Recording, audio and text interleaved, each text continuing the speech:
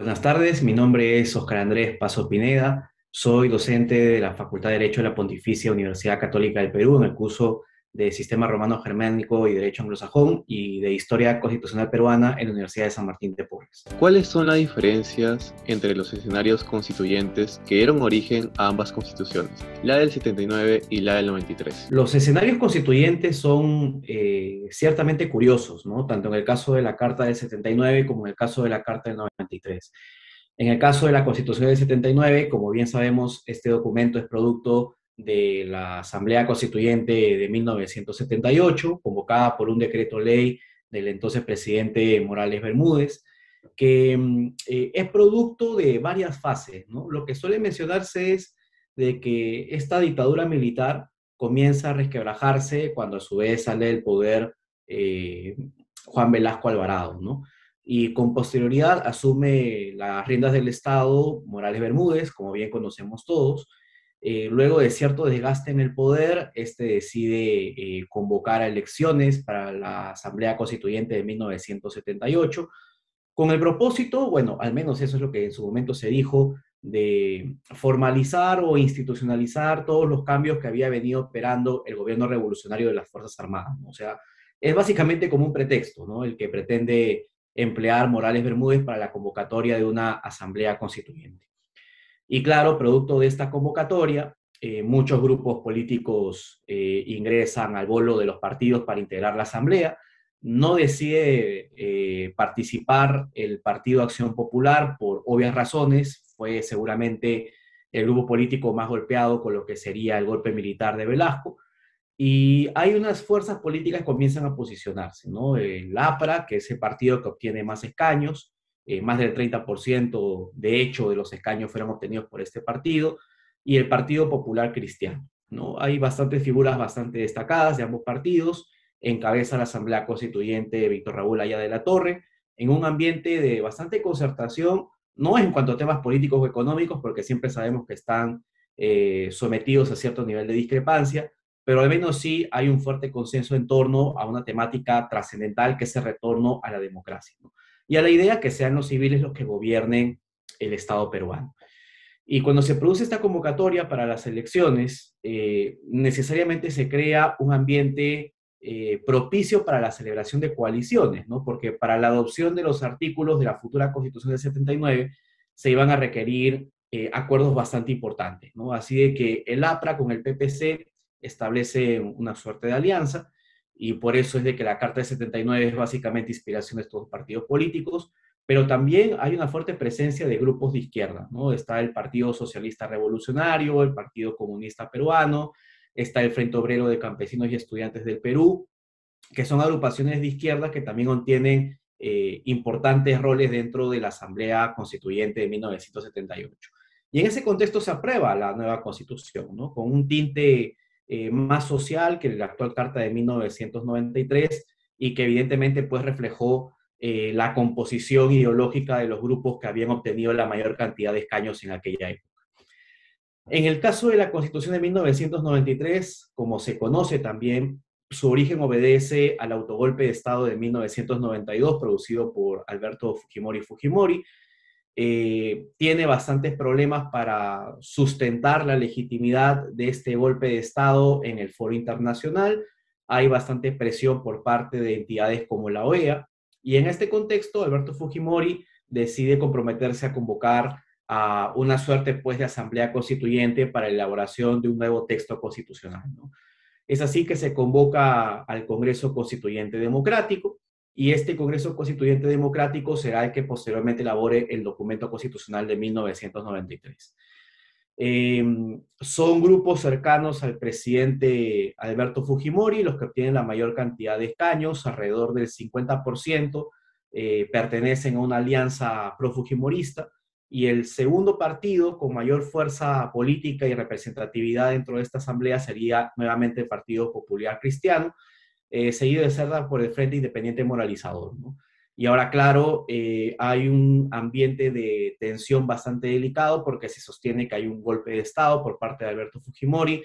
El consenso en torno a si estamos frente a una democracia o no genera pues que algunos grupos decían simplemente apartarse y no ser parte integrante o directa de la elaboración de la Constitución de 1993, y esto evidentemente pues genera cuestionamientos en cuanto a la legitimidad de origen de esta Carta Constitucional, ¿no? Eso en buena cuenta es el contexto histórico que caracteriza la producción de la Carta de 1979 y la Carta de 1993. ¿Una asamblea constituyente puede tener funciones o poderes legislativos? En líneas generales, los órganos que son de naturaleza constituyente, es decir, que han sido establecidos con el propósito de diseñar y establecer una constitución para un país en particular, deben estar orientados única y exclusivamente a esta finalidad, ¿no? La de producir una constitución.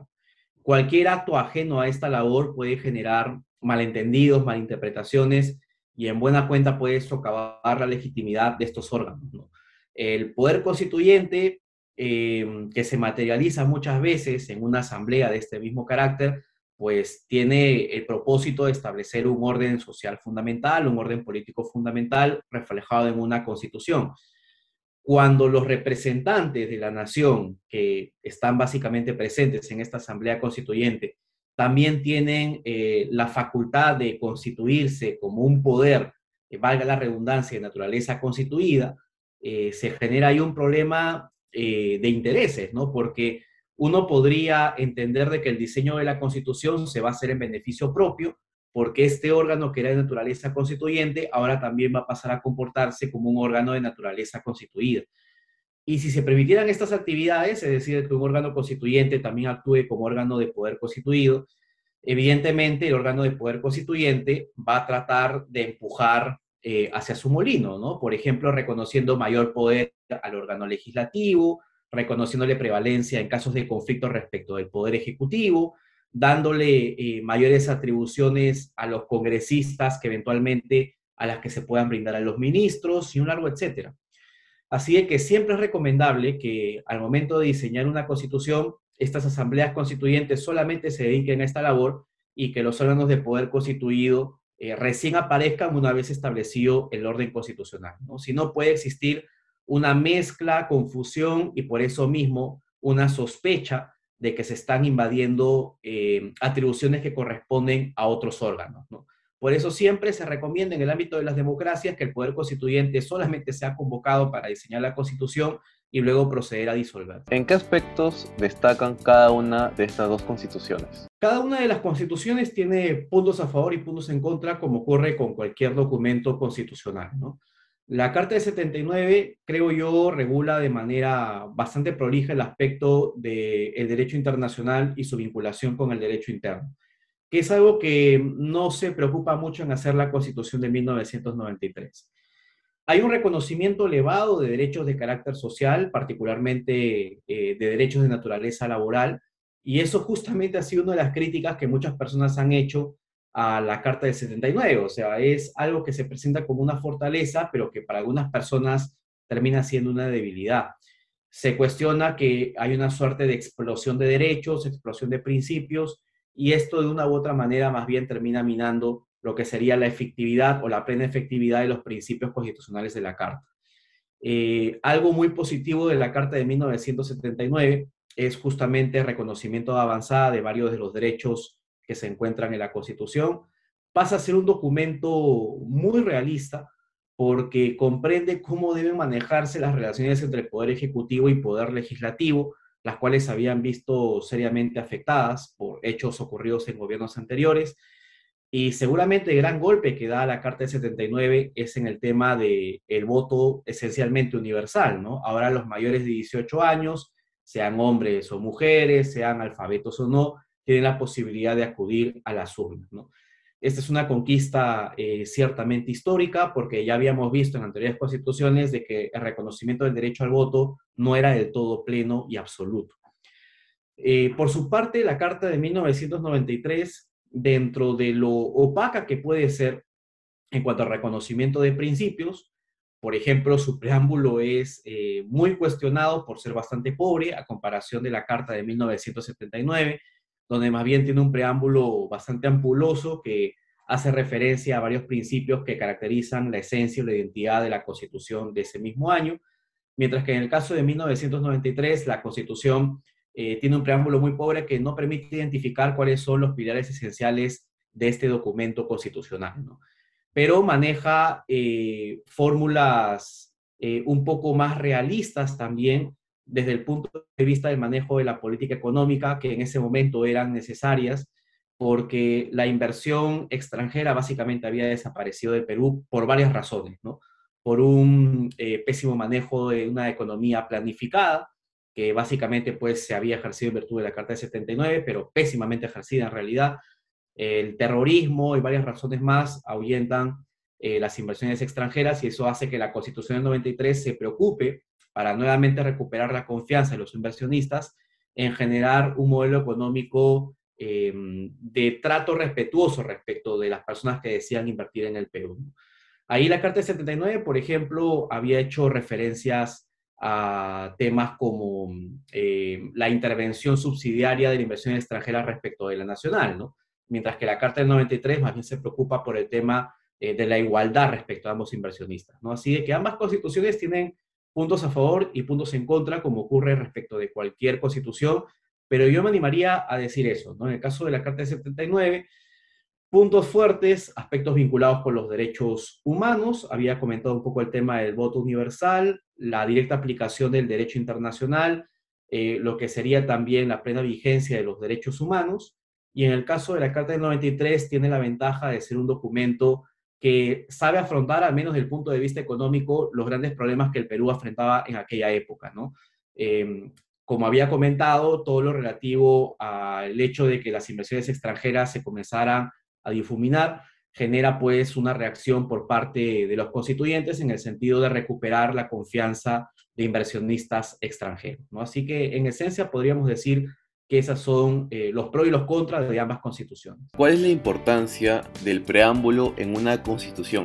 ¿Tiene alguna importancia para un criterio interpretativo por parte de un juez constitucional? Sí, desgraciadamente es un tópico que ha sido muy abandonado en la doctrina peruana, pero los preámbulos despliegan una fuerte carga ideológica que en muchas oportunidades permite entender la esencia o el significado de los principios fundamentales de una constitución, ¿no?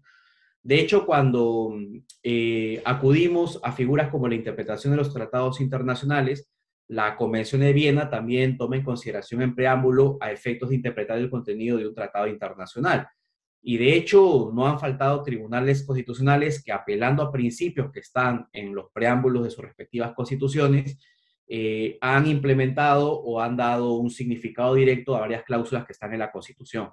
El preámbulo permite identificar cuáles son los núcleos centrales o los principios fundamentales de una constitución, lo que algunos llaman en la doctrina la identidad constitucional, y en esa medida son una herramienta indispensable para la labor interpretativa del juez constitucional, ¿no? Porque sabemos muy bien de que los principios constitucionales y en general las cláusulas constitucionales, podríamos sostener, se caracterizan por su ambigüedad, por su falta de certeza, por su indeterminación, y en esa medida los principios generales que suelen estar contenidos en los preámbulos dan importantes herramientas a los operadores jurisdiccionales para hacer un sentido interpretativo favorable a lo que quisieron los constituyentes, que evidentemente es una forma también de interpretar la Constitución, otra vez más bien acudiendo a lo que serían los principios actuales o contemporáneos, más en una línea de interpretación evolutiva, y todo esto de todas maneras genera un impacto fuerte en la interpretación constitucional, ¿no? El preámbulo por eso genera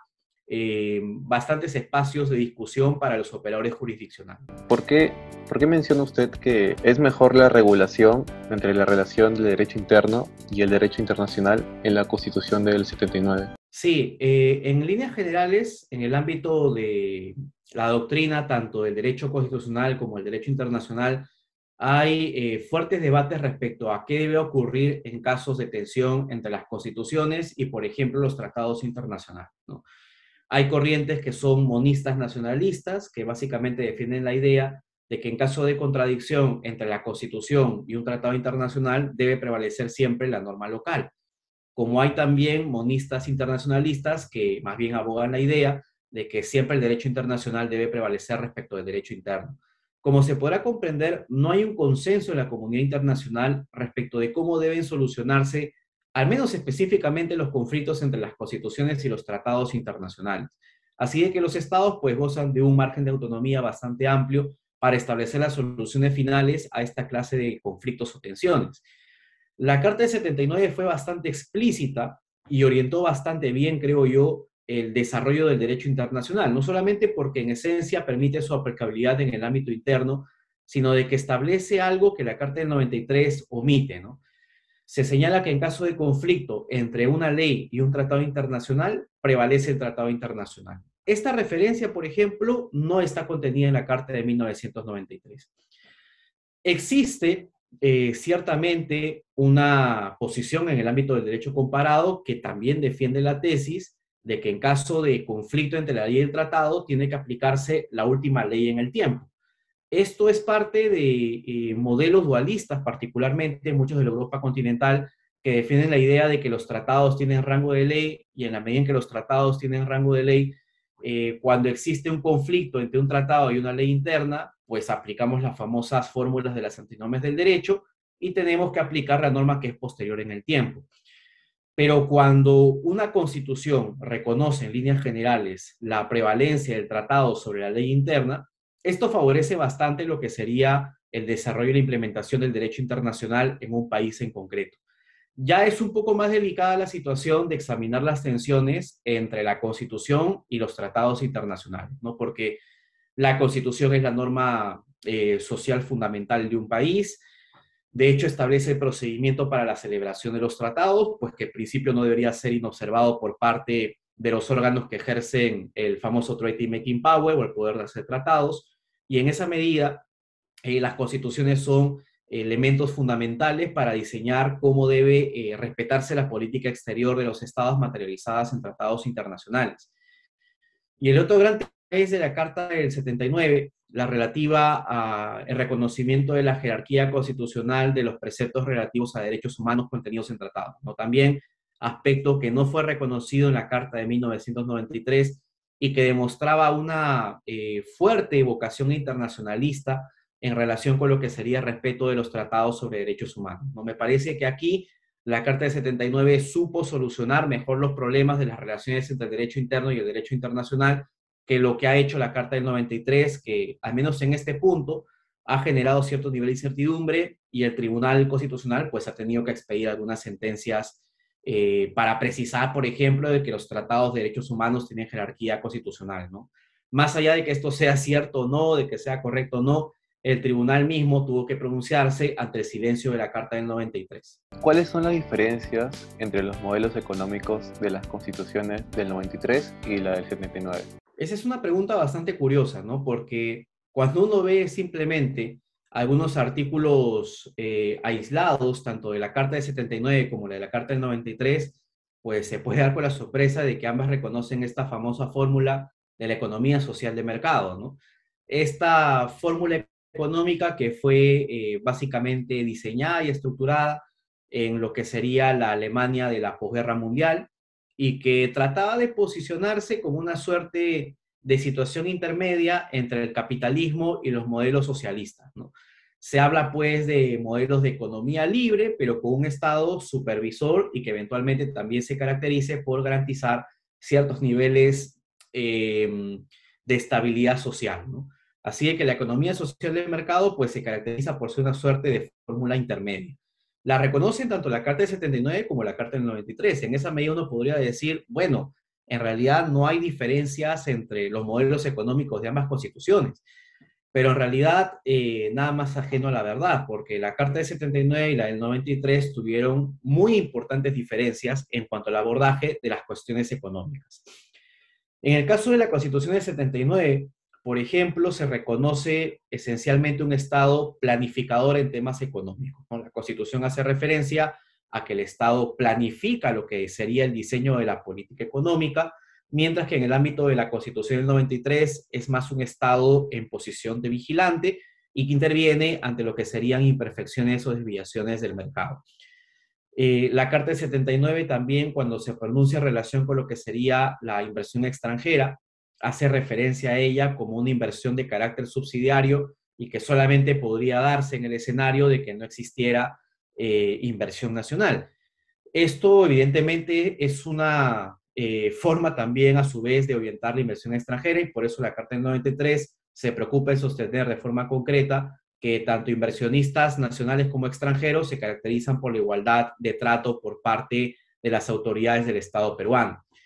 Y otro aspecto también muy importante que diferencia a las cartas del 79 y la del 93 es que en el caso de la 79, por ejemplo, se permitía al Estado hacer actividad empresarial, cosa que en la carta del 93 solamente se permite en los escenarios pues en los que el sector privado no hubiera podido intervenir, lo cual genera pues que en el contexto de la carta del 79 exista una considerable explosión de empresas de carácter público, mientras que en el caso de la carta del 93 esas van a ser mucho más escasas.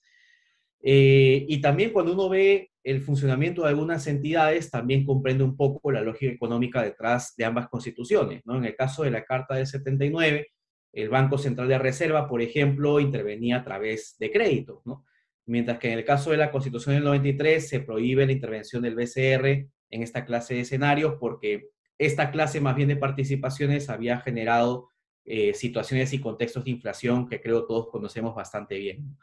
Así de que, más allá de que una de ellas pueda ser catalogada como economía social de mercado y quizás la otra no, los dos tuvieron el mismo nombre, al menos desde el punto de vista formal, en los dos documentos constitucionales. Pero ya hemos visto cómo varios preceptos de ambas constituciones permiten una clara diferenciación respecto de la percepción que existía en cuanto a la economía. La Constitución del 93 es legítima. ¿Una constitución puede ser inconstitucional? Esa pregunta hasta ahora se polemiza en la doctrina, ¿no?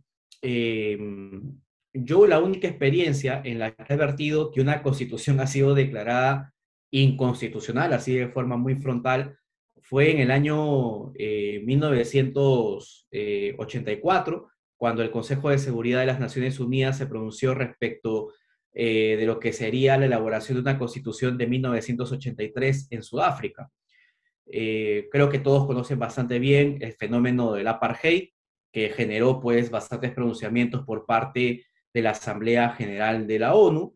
En este contexto apartheid se convoca a elecciones, se busca diseñar una nueva constitución y las minorías blancas, que eran básicamente las que oprimían a las mayorías afrodescendientes, se encargan de convocar, por ejemplo, a grupos mestizos y grupos también de origen asiático para tratar de nuevamente enfatizar las diferencias pues sociales o étnicas que existían respecto de la colectividad afrodescendiente. Y esto generó que el Consejo de Seguridad de las Naciones Unidas expidiera una resolución en la que declaraba la invalidez y la nulidad de la Constitución de 1983, que se considera producida en el contexto del apartheid, porque se estima de que es contraria a varios principios de la Carta de la ONU. Así de que conozco este antecedente de una constitución declarada inválida, pero no porque se le considere inconstitucional, sino porque se le consideraba contraria a un orden internacional fundamentado en el respeto de algunos principios contenidos en la Carta de la ONU. En el caso peruano también hemos visto algunas situaciones relativas a los cuestionamientos de la constitucionalidad de la Constitución de 1993. Alberto Borea Odría, que es un conocido jurista, había planteado en su momento una demanda de inconstitucionalidad que llegó al Tribunal Constitucional, cuestionando en esencia lo que sería pues la constitucionalidad de lo que se denominó pues un documento apócrifo, ¿no? Que sería el texto de 1993. Y es bastante llamativa la sentencia del tribunal porque de todos los magistrados, salvo uno, esencialmente hay un pronunciamiento de fondo, ¿no? Aunque la demanda termina siendo declarada improcedente por la mayoría, se sostienen en virtud del fondo del asunto todas las razones que permitirían sostener cierto nivel mínimo de legitimidad de la Constitución de 1993. Solo el magistrado Aguirre Roca hace un voto separado diciendo de que en realidad este caso no tiene sentido porque si un tribunal constitucional puede decidir si una constitución es a su vez inconstitucional, es un tribunal básicamente invitado al suicidio, ¿no? Y claro, tendría mucha lógica porque ese tribunal ha sido creado justamente al amparo de la Carta de 1993. Por su parte, la mayoría de magistrados del tribunal lo que sostuvo es de que, claro, hay un origen muy cuestionable, hay un origen plenamente autoritario de la Carta del 93, en abierta contradicción con principios del derecho internacional claramente consolidados, de eso no hay ninguna duda, pero se plantea la idea que esta constitución no es la misma que la aprobada por Alberto Fujimori, ¿no? Y por varias razones. Una de ellas, por las sucesivas reformas constitucionales. En la actualidad tenemos más de 20 reformas incorporadas al texto constitucional de 1993. La jurisprudencia, en segundo lugar, del Tribunal Constitucional también ha perfilado varios de los contenidos de esta Constitución, y esto ha generado, pues, de que algunos preceptos que seguramente fueron entendidos de una manera por los constituyentes del 93, en la práctica hayan sido entendidos de otra por parte de la jurisprudencia del Tribunal Constitucional, ¿no? Y algo que también ha permitido bastante matizar las consecuencias perniciosas de una constitución de este origen ha sido la vocación hasta cierto punto internacionalista de la Carta del 93. El artículo 55 dispone que los tratados forman parte del derecho interno, y la cuarta disposición final y transitoria establece que los derechos contenidos en la Constitución se interpretan de conformidad con los tratados internacionales. ¿Qué implica esto de forma concreta? De que los derechos humanos también son parte fundamental, parte integrante del ordenamiento constitucional, y de hecho ha permitido de que el propio Tribunal Constitucional enjuicie varias políticas de Estado que habían sido contrarias a derechos humanos como incompatibles con la Constitución. Así de que estamos frente a un documento que no hay ninguna duda, tiene un origen dictatorial, autoritario, fuertemente cuestionable, pero que en la actualidad no es al menos el mismo documento que surgió en 1993, ¿no? A esto se llama, pues, el fenómeno de la legitimidad de las constituciones impuestas, ¿no? Uno ve experiencias como las de la Alemania posterior a la Segunda Guerra Mundial. La Ley Fundamental de Bonn, por poner un ejemplo, de 1949, es esencialmente una imposición de los países vencedores de la Segunda Guerra, ¿no? Estados Unidos, Inglaterra y Francia principalmente. Y eso también ocurre en el caso de Japón, cuya constitución también es esencialmente un pacto por parte de lo que serían los vencedores de la Segunda Guerra Mundial, ¿no? Y uno podría ahí cuestionar lo que sería la legitimidad de origen, ¿no? Porque no es un acto voluntario del poder constituyente nacional, alemán o japonés, porque nunca el pueblo se manifiesta en torno a si están de acuerdo, a si quieren y en qué términos quieren una nueva constitución. Pero con el paso del tiempo, estas cartas se han ido afianzando a través de varias reformas e interpretación de algunos tribunales, como el Tribunal Constitucional Federal Alemán, y eso ha hecho de que se reflexione a propósito de reformas, pero no de un cambio constitucional completo, al menos en el caso de Alemania. En el caso de Japón hay algunas tentativas de hacer cambios importantes, sobre todo por algunas restricciones que habían sido impuestas por los países vencedores de la Segunda Guerra Mundial, pero tampoco suena fuerte la idea de una nueva constitución, ¿no?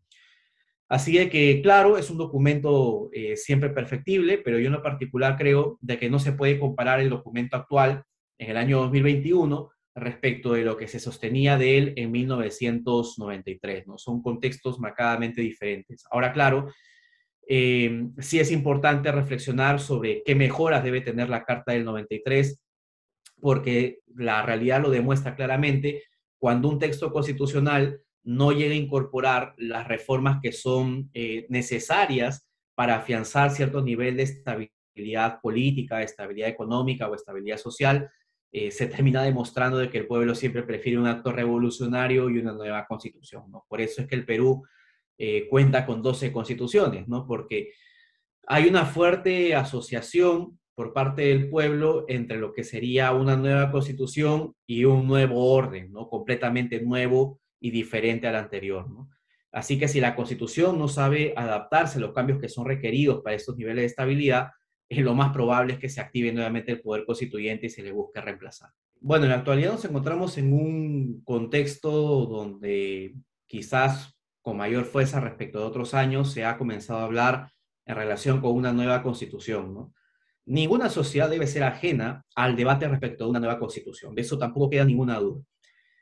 No podemos cerrarnos a la posibilidad de que en algún momento se decida instaurar una nueva constitución, porque más allá de la vocación de permanencia con la que cuentan los textos constitucionales, lo cierto es de que muchas veces la sociedad y los contextos cambian, y eso eventualmente genera que con mucho mayor razón se convoque al poder constituyente para el diseño de una nueva constitución.